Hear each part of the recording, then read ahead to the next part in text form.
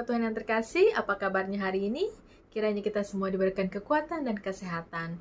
Untuk memulai doa keluarga pada hari ini, mari kita bersatu teduh sejenak. Untuk lagu pembukaan, mari kita bernyanyi dari NKB 177, bait yang pertama dan kedua, Ku Cari Suatu Panji.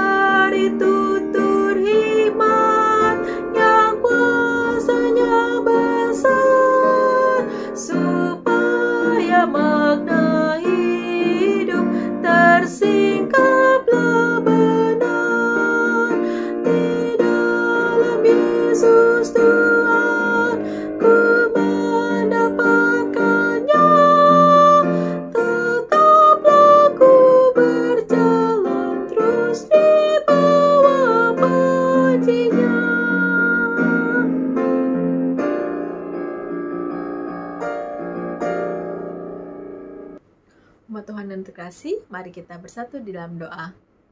Tuhan Yesus, Tuhan Allah Bapa yang bertata dalam kerajaan surga, Tuhan yang baik, Tuhan yang kami kenal sebagai Tuhan yang sangat penyayang.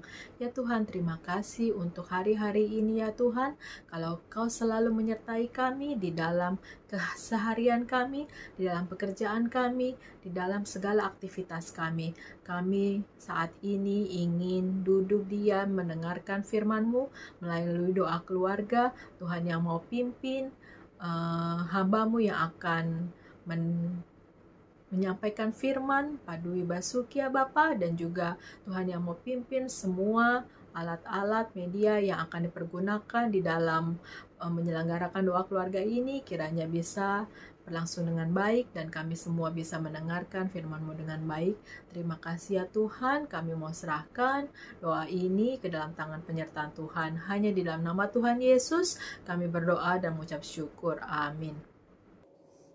Bapak Ibu, Oma Opa, Saudara di mana saja berada, saat yang berbahagia ini kita akan kembali bersama-sama membaca dan merenungkan firman Tuhan.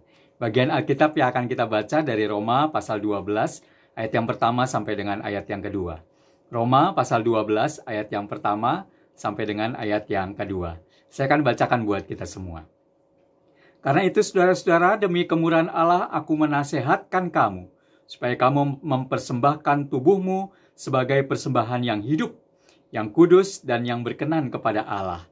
Itu adalah ibadahmu yang sejati. Janganlah kamu menjadi serupa dengan dunia ini, tetapi berubahlah oleh pembaruan budimu, sehingga kamu dapat membedakan manakah kehendak Allah, apa yang baik, yang berkenan kepada Allah, dan yang sempurna. Demikian bagian Alkitab yang kita baca saat ini, dan yang dikatakan berbahagia adalah mereka yang senantiasa memelihara di dalam kehidupan sehari-hari. Bapak, Ibu, Oma, Opa, Saudara di mana saja berada, tema renungan kita saat ini adalah mengetahui untuk menghidupinya. Beberapa tahun belakangan ini, khususnya di lingkungan anak-anak milenial, ada ungkapan atau istilah atau idiom yang cukup terkenal dan ngetren dan sering dipergunakan oleh mereka, yaitu mau tahu atau mau tahu banget. Nah, istilah ini atau ungkapan ini biasanya disampaikan kepada seseorang ketika ia ditanyakan sesuatu atau peristiwa dari orang lain, lalu dia mengungkapkan hal itu. Awalnya orang akan menjadi kesal ketika mereka serius atau dia serius untuk bertanya kepada dirinya, tetapi kemudian dijawab seperti itu. Tapi lama-kelamaan dalam perkembangannya hal ini justru menjadi hal yang biasa dan bisa diterima, dan bahkan sebagai sebuah candaan atau hal yang lebih mencairkan suasana sehingga tidak menjadi serius. Dan juga seringkali tanpa sadar digunakan oleh kelompok dewasa atau orang-orang yang sudah cukup usia di dalam mereka bersosialisasi atau berkumpul atau ngobrol dengan sesamanya. Nah, Bapak Ibu dan Saudara yang kasih dalam Tuhan Yesus Kristus, selain itu ada istilah kepo, yaitu untuk menunjukkan sebuah hasrat untuk mengetahui sesuatu dari seseorang atau peristiwa yang terjadi. Kadang disamakan dengan nada, ih, kepo amat sih, gitu ya. Nah, Bapak Ibu dan Saudara yang kasih dalam Tuhan Yesus Kristus, bicara soal mau tahu atau mau tahu banget atau kepo, sebenarnya hal ini adalah sifat dasar dari manusia yang diberi akal budi oleh Allah untuk memiliki keingintahuan setiap hal yang ada di dalam atau di sekitar kehidupannya. Dan ini terkait atau berhubungan dengan perkembangan daya nalar, pikir, dan berkembangnya manusia itu. Semakin banyak orang mengetahui banyak hal, semakin dianggap orang pintar, pandai, cerdas, bahkan harapannya tentu menjadi semakin lebih bijak. Namun tidak sedikit orang yang hanya sekedar ingin tahu saja untuk memuaskan hasrat ingin tahunya. Sesudah itu, ia bisa melupakannya begitu saja. Contoh hal yang bisa kita ketahui adalah jika suatu ketika di jalan ada sebuah kecelakaan, maka kita sering melihat ada begitu banyak orang berkerumun untuk mengetahui apa yang terjadi pada saat itu. Dan ketika mereka sudah mengetahuinya, maka ya kemudian pergi begitu saja, tanpa bisa memberikan atau mau memberikan pertolongan, atau bahkan mungkin bisa saja sebagian orang mengambil kesempatan untuk kepentingan dirinya sendiri dengan peristiwa yang terjadi pada saat itu. Nah, Bapak Ibu yang kasih dalam Tuhan Yesus Kristus, terkait dari apa yang sudah saya sampaikan ini, kita bisa belajar atau hendaklah belajar kepada apa yang Paulus sampaikan kepada jemaat maupun kepada kita saat ini. Ayat-ayat yang kita baca saat ini, Bapak Ibu dan Saudara, umumnya disampaikan pada ibadah dan dibacakan sebagai pengantar atau pengingat saat jemaat akan mengumpulkan persembahan dan kolekte. Buat saya itu tidak masalah, karena hal tersebut adalah salah satu dari apa yang bisa dilakukan oleh kita selaku jemaat dalam mempersembahkan hidup kita sebagai persembahan yang hidup. Tetapi kita berharap jangan sampai memahami jika sudah memberikan persembahan atau kolekte, maka kita sudah melakukan segala-galanya.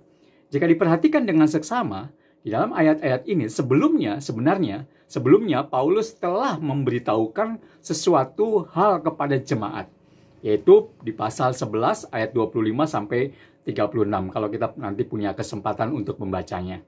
Dan di sini dikatakan, dan sampailah pada pernyataan, karena itu saudara-saudara, yaitu yang di ayat 12, di pasal 12 ayat yang pertama sampai dengan ayat yang kedua. Nah, saya coba membacakan dari terjemahan yang lain yang berbunyi demikian.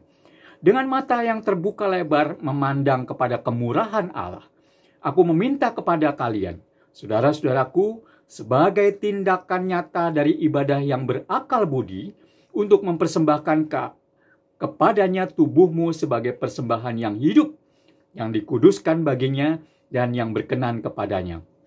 Jangan biarkan dunia di sekitar kalian membentuk kalian menuruti keinginannya, tetapi biarlah Allah membentuk ulang akal budi kalian dari dalam, sehingga kalian dapat membuktikan dalam tindakan bahwa rencana Allah untuk kalian itu baik, memenuhi semua tuntutannya dan bergerak menuju sasaran, yaitu kedewasaan sejati.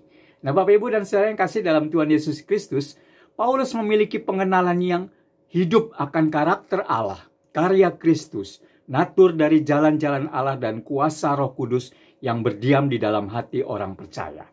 Hidupnya ditandai oleh kuasa kebenaran Allah di dalam pengalaman hidupnya.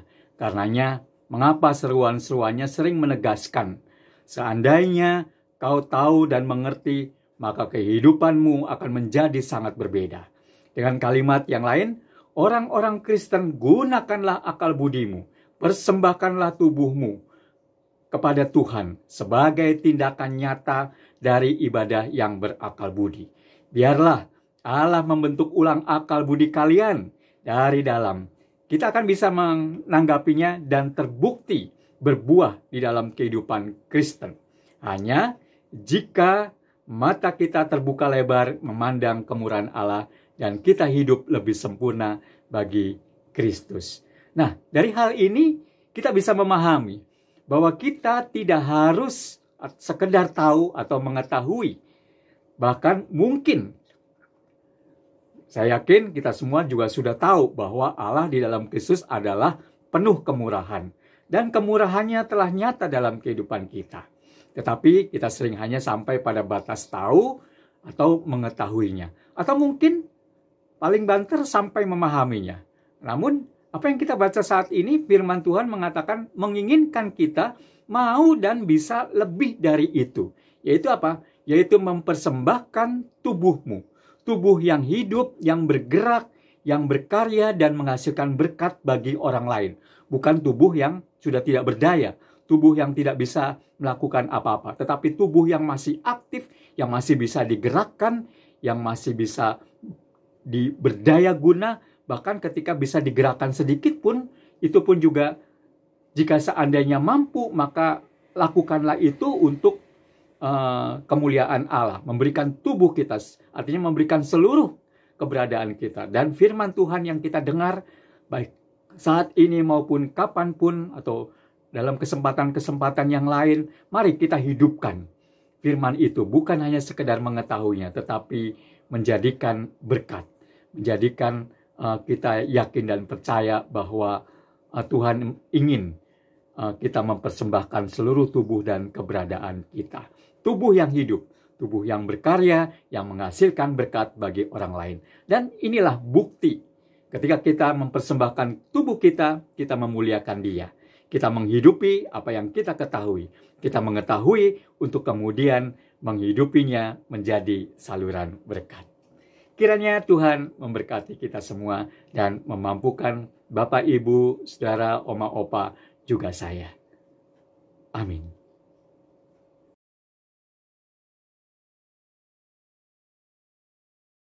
Tuhan Yesus Kristus, mari kita berdoa syafaat. Bapa kami yang ada dalam surga, kami bersyukur ya Tuhan, kami telah mendengarkan firman-Mu yang demikian indah ya Tuhan. Dan biarlah firman itu boleh tertanam dalam hati kami dan kami dapat menjadi pelaku-pelaku firman. Ya Tuhan, pada pagi hari ini kami juga berdoa buat rencana jadi anak-anak sekolah yang akan belajar tatap muka lagi, kembali lagi seperti semula ya Tuhan.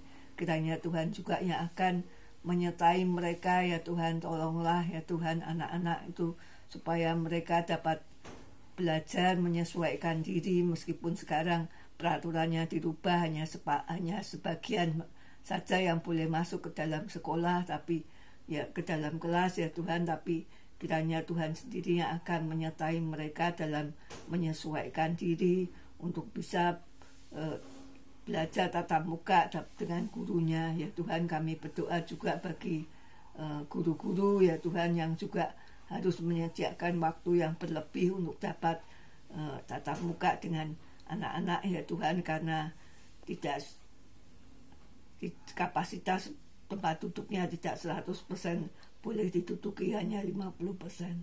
Ya Tuhan, Tuhan sendiri akan menolong. Kami berdoa juga biarlah mereka dapat mengikuti ya Tuhan dengan baik. Ya Tuhan, kami berdoa bagi rencana-rencana pemerintah yang lain. Kiranya Tuhan akan sertai, biarlah rencana pemerintah mengenai pandemi ini dapat segera terlaksana, dan biarlah pandemi ini cepat dapat cepat dapat lenyap dari bumi Indonesia, juga dari bumi dunia ini. Tuhan tolong ya Tuhan. Terima kasih Tuhan untuk semua yang Tuhan telah berikan kepada kami. Ampuni dosa dan kekurangan kami. Ya Tuhan, biarlah kami senantiasa meniru Tuhan Yesus yang telah pernah mengajar kami berdoa. Bapa kami yang ada di surga, dikuduskanlah namamu, datanglah kerajaanmu, jadilah kehendakmu di bumi seperti di surga. Berilah kami pada hari ini makanan kami yang secukupnya, dan ampunilah kesalahan kami, seperti kami juga mengampuni orang yang bersalah pada kami. Dan janganlah masukkan kami dalam percobaan, melainkan lepaskan kami daripada yang jahat, karena Engkaulah yang punya kerajaan dan kuasa dan kemuliaan sampai selama-lamanya. Amin. Untuk lagu penutup, mari kita bernyanyi dari PKJ 239, Perubahan Besar.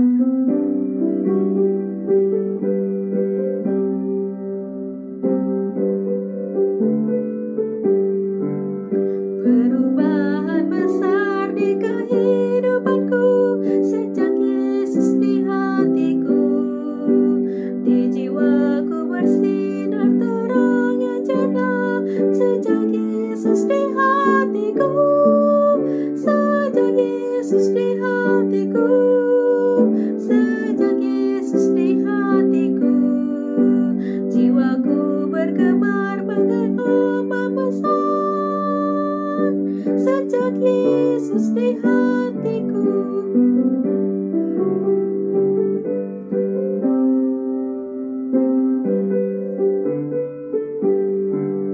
Aku tobat kembali ke jalan benar sejak Yesus di hatiku, dan dosaku dihapus, jiwaku segar sejak Yesus di hatiku, sejak Yesus di hatiku, sejak Yesus di hatiku, jiwaku bergemar bagai ombak besar sejak Yesus di hatiku. Bapak, Ibu, Oma, Opa, Saudara di mana saja berada, kita baru saja mengikuti rangkaian doa keluarga saat ini. Biarlah kita tidak hanya menjadi pendengar dan hanya sekedar mengetahui firman Allah, tetapi juga menghidupinya di dalam kehidupan kita melalui apapun yang bisa kita lakukan sebagai karya yang akan mendatangkan damai sejahtera, sukacita, berkat bagi diri kita, keluarga, dan sesama kita. Kiranya Tuhan memampukan kita semua dan memberkati kita semua. Amin.